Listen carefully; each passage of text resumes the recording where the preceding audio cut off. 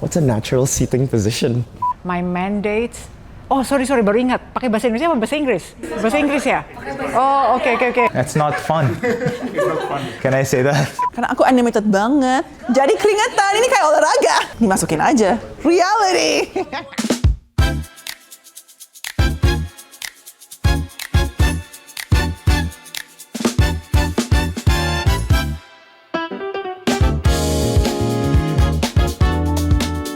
Hi everyone, my name is Rani Piputri. I'm a Senior Director of Public Investment. My name is Tanah Sullivan, and I'm the Director of Global Relations and Partnerships. My name is Shahda, and I'm the part of the Chief Economist team as a Vice President Economist. My name is Gama Sitorus. I'm a Lead Associate in Corporate Finance. My name is Marco Janio, and I am the Lead Associate in the Public Investments team. My name is Randa. I'm a Senior Vice President in the investment team here at Danantara.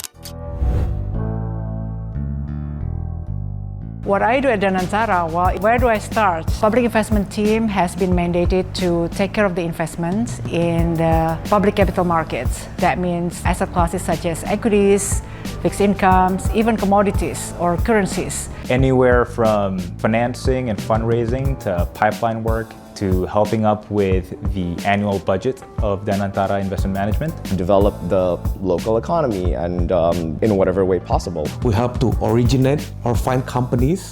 Then we will evaluate these companies, and then hopefully if this fits within our mandate, we will invest and continue monitoring on behalf of Danantara with the hope that we can generate positive returns. How to do the research, how to do financial analysis, and also looking at the broader picture of the economic conditions. So my team covers all of the institutional relationships with international stakeholders, and that includes a lot of multilateral organizations and institutional funds, and also industry alliances. So there's a broad range of stakeholders that we engage with. Before I joined Danantara, I was a managing director at Goldman Sachs Asset Management. How did I end up at Danantara? I always thought that a country like Indonesia should have a sovereign fund because there's just a lot of resources and a lot of potential. You know, as much as I enjoy my time in New York, working in multinationals, sometimes I feel that this is an opportunity of a lifetime. When can I be part of something new like this that can potentially impact a lot of people and the future of our country? So before Danantara, I was the group head of sustainability at GoTo, which is the largest technology company in Indonesia and one of the largest in the ASEAN region. Prior to that, I was a business engagement lead for Asia Pacific at the World Economic Forum in Geneva, in Switzerland. And before that, I was in the Foreign Service for both the Canadian and the Australian governments. So a wide range of experience across public sector, international organizations, and private sector as well. When I first heard about Danantara, I was really intrigued by the fact that this was kind of landmark for Indonesia. It was the first time we were really doing something monumental as it relates to the country's economic transformation and future of its economic growth. I do want to say one thing, which I think has been reinforced throughout my entire life, which is that Indonesia has always been the anchor point for me. It's always been home. In 2021, I pursued my first international career to join the ASEAN research team in Credit Suisse Singapore, especially covering the TMT sector. And in 2024, I took a bigger leap of faith, so I moved to Abu Dhabi. I joined Aldonate as the ETF portfolio manager is in covering for the ETFs in the region. I spent 9 years consecutively in the US. I did my studies there, both undergrad and graduate school, and then I proceeded to stay there to work for private equity operations out of California. But when Danantara came about, I know the opportunity wouldn't come twice. There was an energy about it, a vision about it that I frankly have longed for Indonesia. Being in the US, looking back to Indonesia, you always have that thought in the back of your mind, there's so much potential. We're always on the edge or on the cusp of doing something great, and I think this was the right catalyst for it. I was very close to getting a green card in the US. There was a time where Danantara was doing its first roadshow in the US where I got to meet some of the leadership of the team, where I introduced myself and got to learn more about Danantara. Personally, I always wanted to come back home, just to be, one, closer to family, and two, I've always wanted to start my own entrepreneurial venture. I spent the last 10 years living in New York City, and after I graduated, I joined a hedge fund, Bridgewater, and I worked there in the portfolio construction team for a few years. After that, I did my MBA at Columbia Business School, and after graduation, I worked at another hedge fund, Avos Capital, for a bit, before I decided to make the move back home earlier this year. And after I got back, actually, I spoke with a few people, including Ibu Rani. She played a pretty big part in convincing me to join Danantara, because she was mentioning how Danantara essentially gave me the opportunity to make a lot of impact. The fact that it's at such a kind of like startup-y phase means I could effectively build things from scratch, and I thought the opportunity to contribute in that front was too good to pass up. Before Danantara, I was with Barclays in Singapore. I helped to cover TMT, which stands for Technology, Media and Telecommunication. When the government of Indonesia announced the formation of Danantara, I was very interested to learn more and decided to reach out, basically trying to onboard Danantara as a client of mine at Barclays. But through my initial interaction, I found out that this is actually a once-in-a-lifetime opportunity, and following the couple meetings, I ended up receiving a call to potentially explore a role.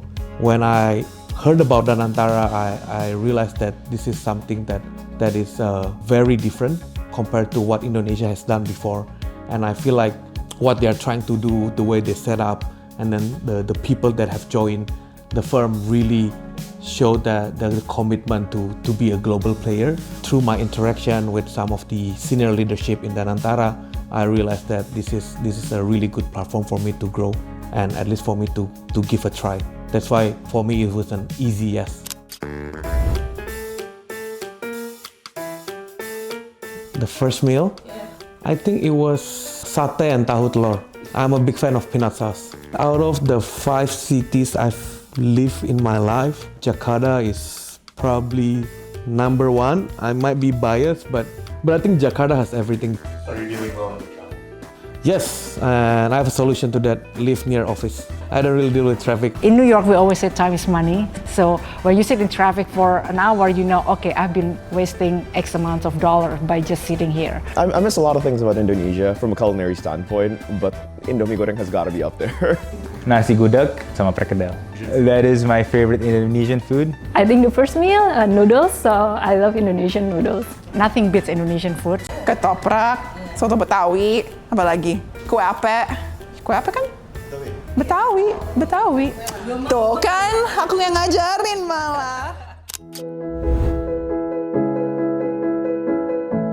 So we have a lot of people, a lot of good people with a lot of potentials and capacity, and this needs to be leveraged more. Something that is also quite personal to me is the environment, the biodiversity.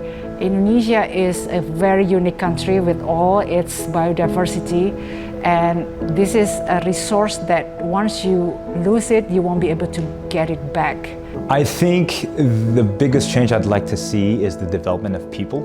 I think that drives, not only speaking for a country, but even smaller communities, having more educated, more people with vision, with hope, with new energy. I think that's a catalyst for growth and for exciting things to come. So I think seeing people develop. I think Indonesia is an amazing country. I'm obviously biased by virtue of the fact that I am Indonesian. I'm very proud to be Indonesian, but I think one change that I'd like to see is for my kids and their kids to be even more proud to call themselves Indonesian, and anything that I could do to help contribute to that goal, I think, is one that I find very fulfilling personally.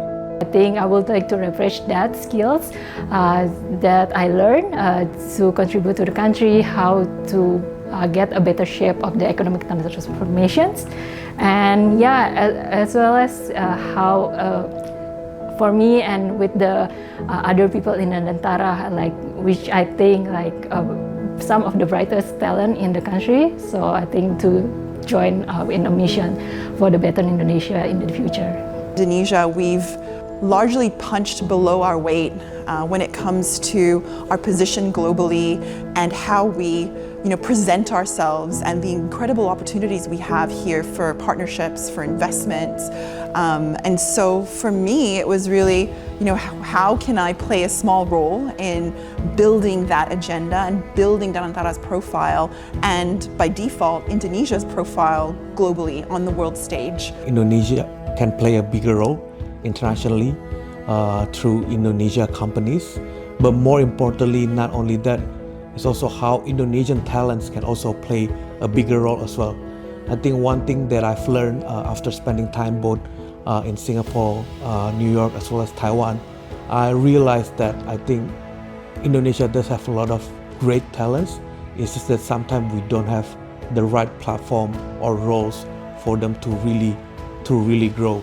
And I do think that through Danantara, we hope that we can get access to more international partnership, transfer knowledge, as well as even acquiring companies overseas where we can place our talents there. And I think one very good example is even for me, I would say if you asked me 2 years ago, I didn't know if I'm going to move back and what kind of role will be available for me. And obviously what I have right now, the role that I have right now in Danantara is definitely a testament to what Danantara is trying to do. Slightly better answer, right?